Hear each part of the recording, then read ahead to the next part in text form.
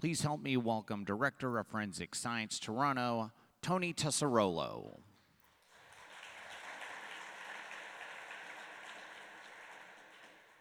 Good morning, everyone. I just want to start by saying thank you very much to Terry Knowles for getting us started with an excellent keynote address. Thank you very much, Mr. Knowles.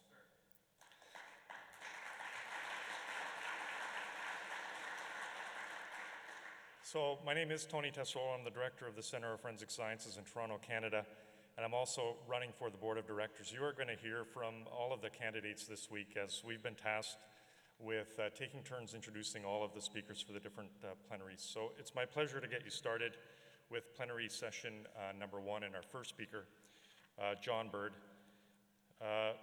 John is the director of the North Carolina State Crime Lab. He's received a Bachelor of Science degree in biology from Campbell University, a master's degree in strategic studies from the U.S. Army War College. He has over 20 years of experience in the crime lab. He's also a retired Army Brigadier General in the North Carolina National Guard. And his presentation titled today is Transforming Forensic Services in North Carolina, Winning the Hearts and Minds Through Transparency and Accountability. Please join me in welcoming John Byrd.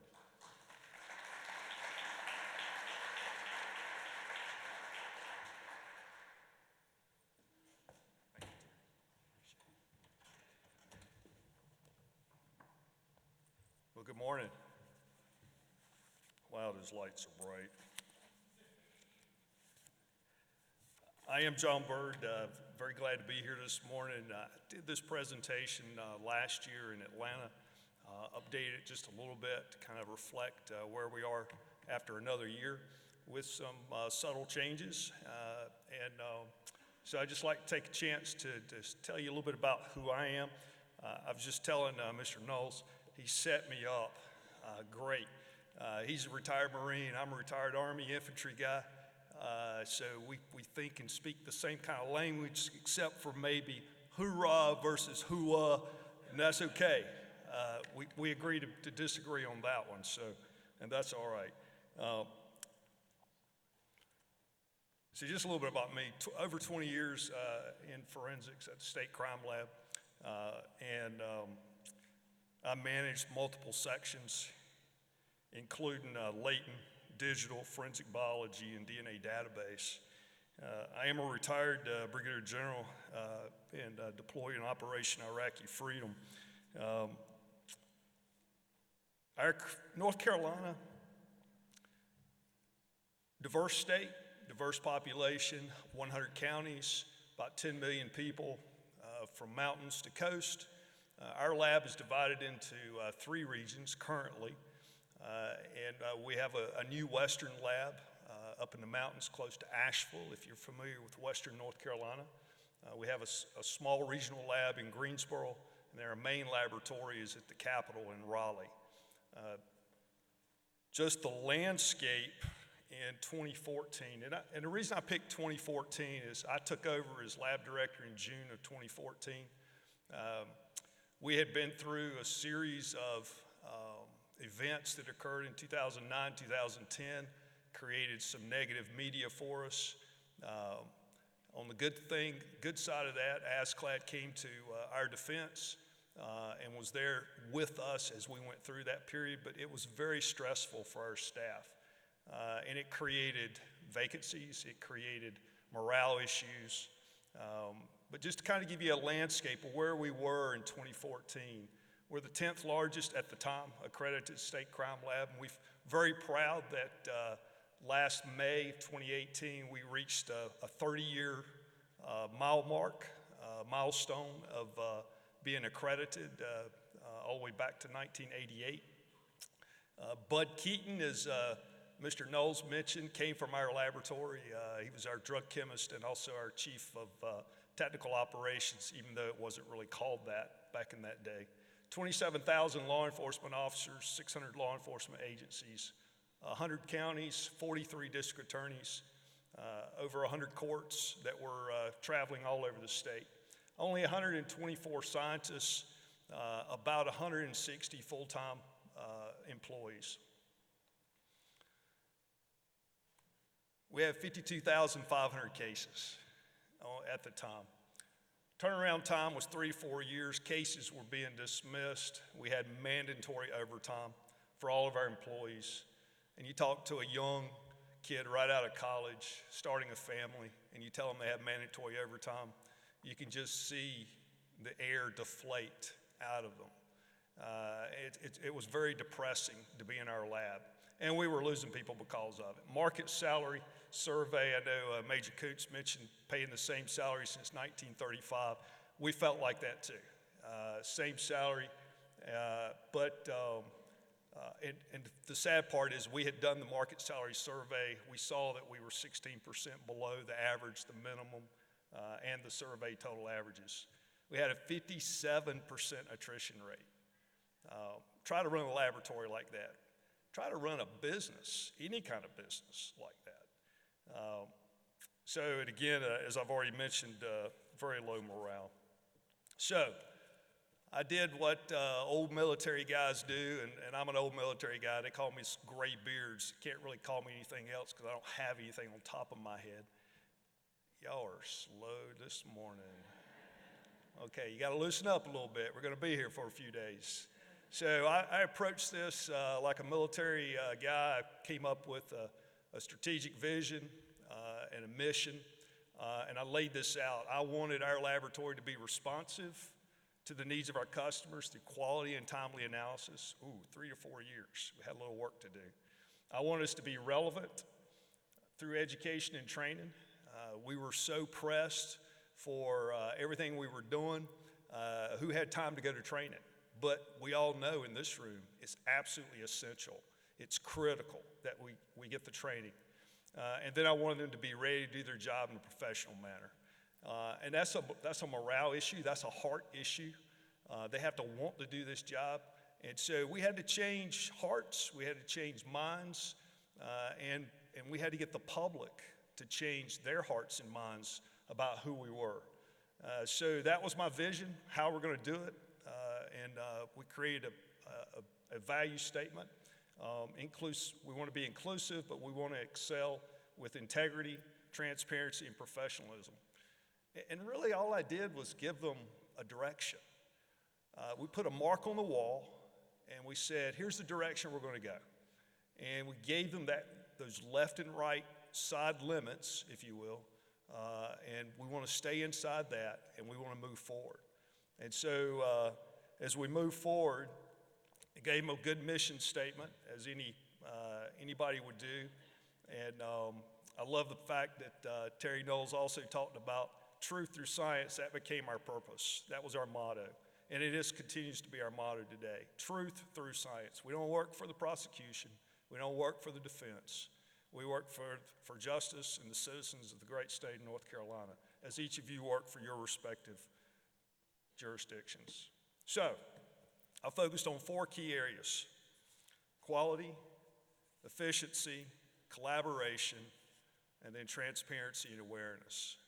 And I knew that the first 3 would only be as successful as the 4th one, because if you didn't have the transparency, so the citizens of our state, our stakeholders could see that transparency so they could hold us accountable. And I wanted to be held accountable for what we're going to do in our lab. So we're going to look at each of these in just a little bit of detail. As the lab director, I was the first lab director in North Carolina to be hired with a science background. We were part of the State Bureau of Investigation, and as a part of that, all of our previous lab directors were sworn.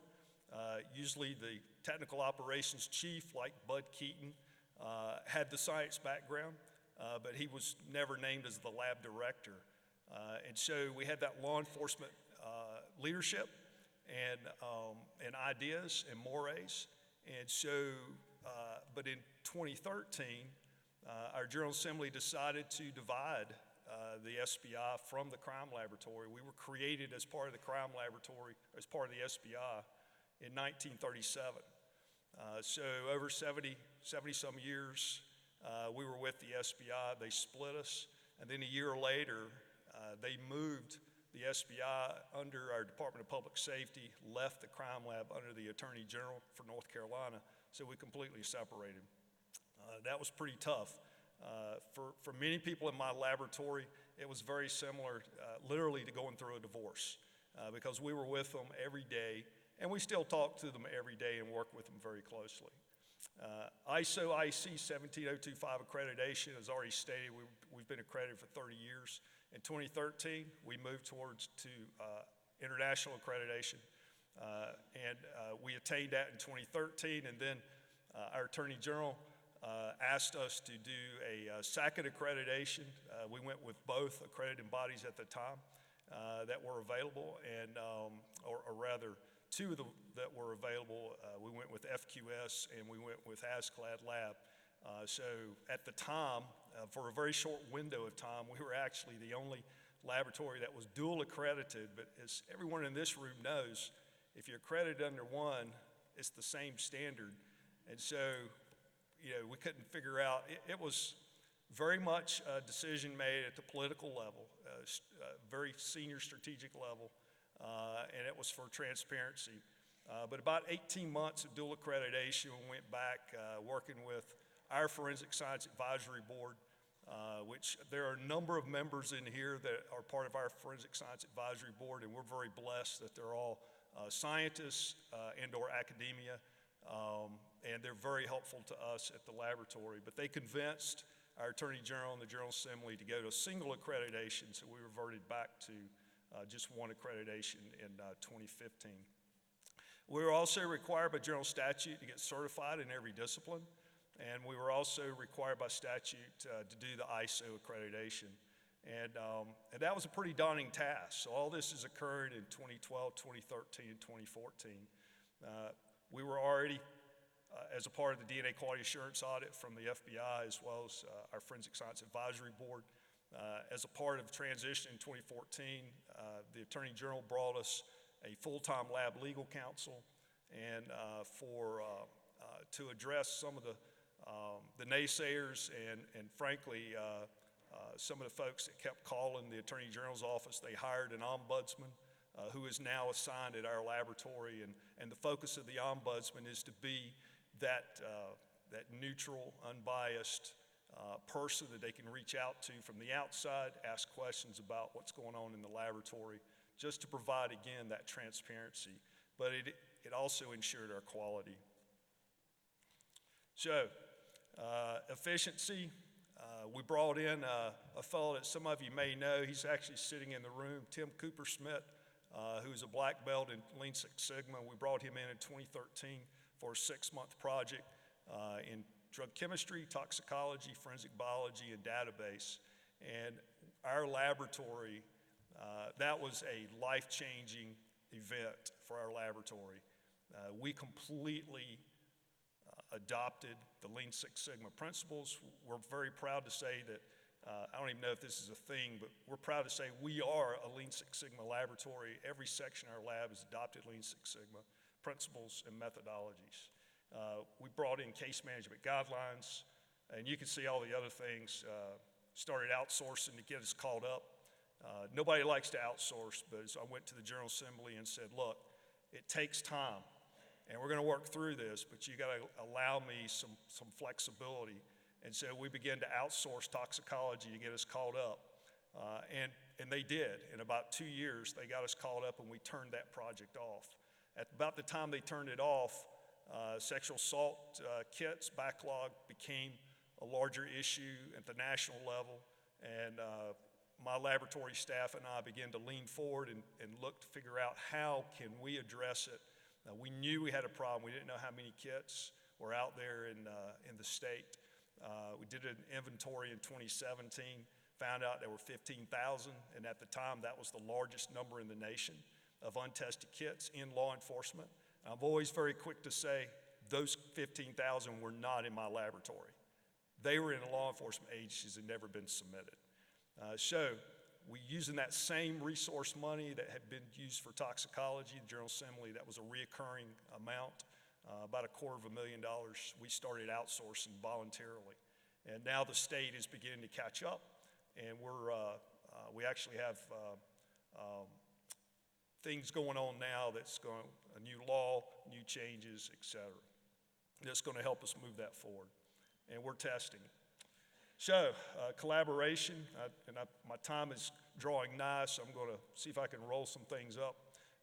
Collaborating with the UNC School of Government, talk about the collaboration in Kansas with Washburn University. We collaborated with University of North Carolina system, which is all the universities, including NC State University, UNC Chapel Hill, Campbell University, and others. We collaborated with both defense attorneys and district attorneys to do training, tours in the lab, education, and one of the biggest things we did was partner with Project Foresight at University or West Virginia University. Transparency, annual report to the General Assembly, lab procedures are online, customer feedback because of ISO accreditation, and then our laboratory information management system through Forensic Advantage increase our transparency because everything goes into our lab report. Notes, phone logs, comm logs, everything goes in there and it's released at discovery. So we can't just stop there. We had to keep things going. So these are all the things that we're currently doing. We just couldn't just look inward. We also had to look outward, be a part of the research. And those are some of the things that we're doing.